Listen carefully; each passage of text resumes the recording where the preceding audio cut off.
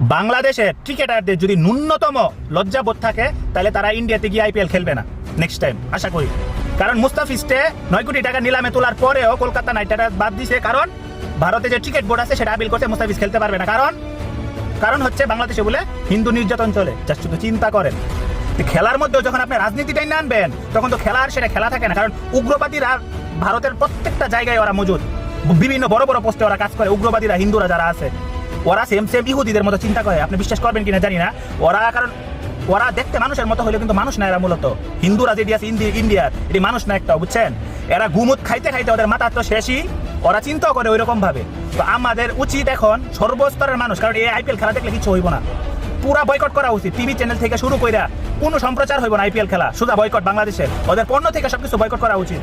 আর বাংলাদেশে যদি বিশ্বকাপ খেলতেই হয়, টি-20 বিশ্বকাপ, আমার মতে শ্রীলঙ্কাতে পাকিস্তানের মতো জায়গায় খেলা উচিত ওইখানে।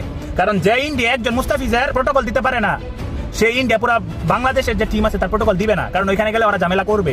তো সেই জন্য তো দরকার পাকিস্তানের মতো ওদের বয়কট করা, যে ওদের দেশে জায়গায় আর না খেলা, তাইলেই ওরা শিক্ষা পাইবো। আর আমরা যদি এইসব আইপিএল না খেলা দেখি তাইলেই বেস্ট হবে।